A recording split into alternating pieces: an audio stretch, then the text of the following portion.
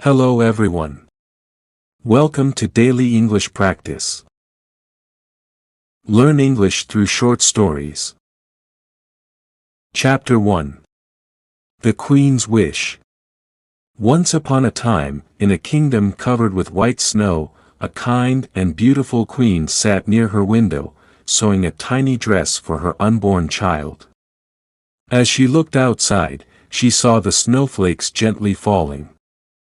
She pricked her finger with the needle, and a drop of blood fell onto the snow. She smiled and whispered, "I wish for a daughter with skin as white as snow, lips as red as blood, and hair as black as ebony." Not long after, the queen gave birth to a beautiful baby girl, just as she had wished. They named her Snow White.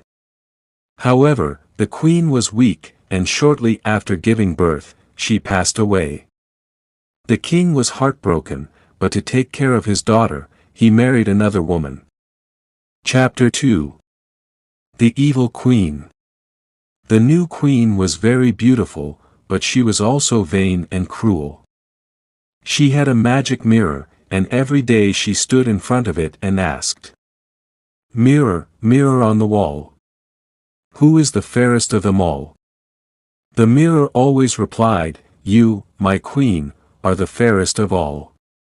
This made the queen happy because she could not bear anyone being more beautiful than her. Years passed, and Snow White grew into a kind, gentle, and breathtakingly beautiful young girl. One day, when the queen asked her mirror the same question, she was shocked to hear a different answer. "You, my queen, are fair, it's true. But Snow White is fairer than you." The queen's heart filled with jealousy and rage. She could not allow Snow White to be more beautiful than her. She called a huntsman and ordered, "Take the girl deep into the forest and kill her. Bring back her heart as proof." The huntsman led Snow White deep into the dark forest. But as he raised his knife, he saw her innocent eyes filled with fear and tears. His heart softened, and he could not harm her. "Run away, princess," he whispered. "Never return to the castle." Snow White ran as fast as she could, deeper into the dark forest. The huntsman, to deceive the queen, killed a wild boar and took its heart to the queen. Chapter 3. The Seven Dwarfs. Snow White wandered through the forest all night. The trees looked like monsters, and the sounds of owls and wolves filled her with terror. At dawn, she saw a tiny cottage with a thatched roof and a little chimney. She knocked on the door, but no one answered. Carefully, she pushed the door open and stepped inside. The cottage was small but tidy. Everything inside was tiny chairs, tiny beds, tiny cups.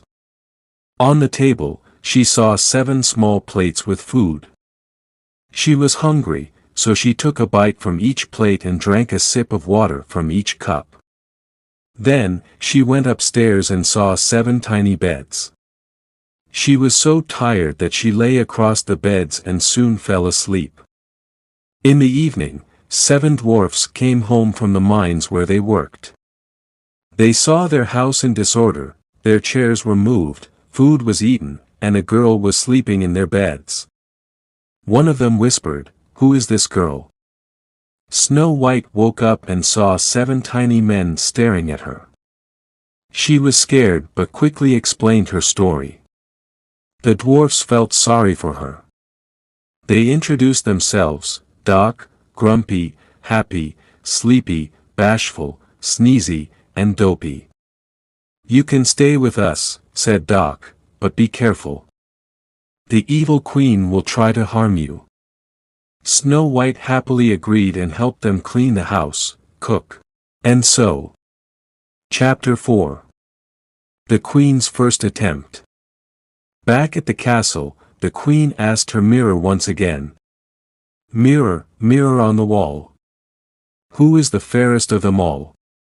To her horror, the mirror replied, "You, my queen, are fair, it's true.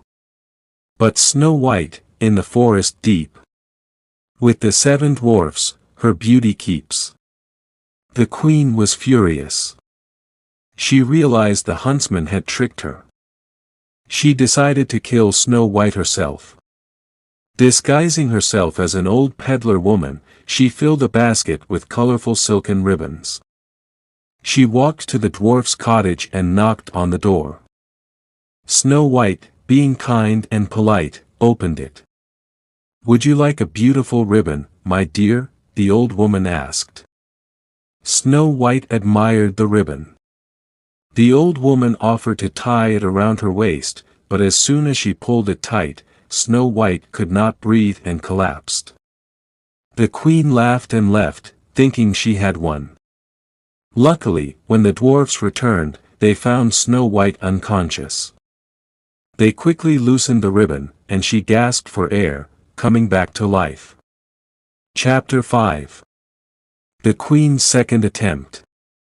When the queen asked her mirror again, she discovered Snow White was still alive. Furious, she prepared another plan. This time, she disguised herself as an old comb seller and created a poisoned comb. She returned to the cottage and knocked again. Snow White, forgetting the previous danger, opened the door. "Look at these beautiful combs," the old woman said. Snow White admired them, and the old woman offered to put one in her hair. The moment the poisoned comb touched her head, Snow White collapsed. Again, the dwarfs found her and quickly removed the comb, saving her life. Chapter 6. The Poisoned Apple. Now, the queen was angrier than ever. She decided to make an apple poisoned on only one side, so Snow White wouldn't suspect it. She disguised herself once more, this time as a kind old farmer's wife.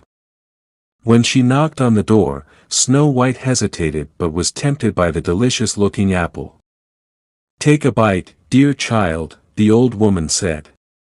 Snow White took a bite from the poisoned side and immediately fell to the floor, lifeless. This time, nothing the dwarfs did could wake her.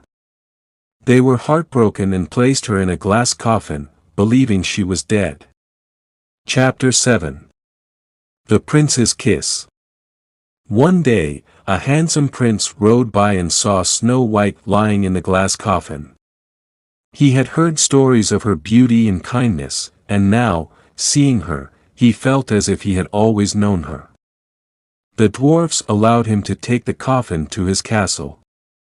As his servants carried it, they accidentally stumbled, shaking the coffin. The poisoned piece of apple came loose from Snow White's throat, and she suddenly gasped for air and opened her eyes. The prince and the dwarfs were overjoyed.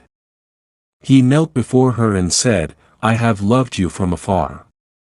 Will you be my queen?" Snow White smiled and agreed.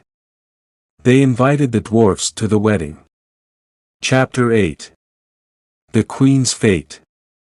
The wicked queen, believing Snow White was dead, once again asked her mirror. "Mirror, mirror on the wall, who is the fairest of them all?"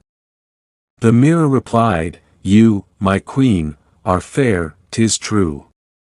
But the young queen is fairer than you." The queen was shocked and furious. She decided to go to the prince's castle to see for herself. When she arrived, she saw that the bride was Snow White. Her jealousy turned into fear, for she knew she had lost. She tried to run away, but the prince's guards caught her. The queen was banished from the kingdom, never to be seen again. Chapter 9. Happily Ever After. Snow White and the prince were married in a grand celebration, filled with joy, music, and laughter.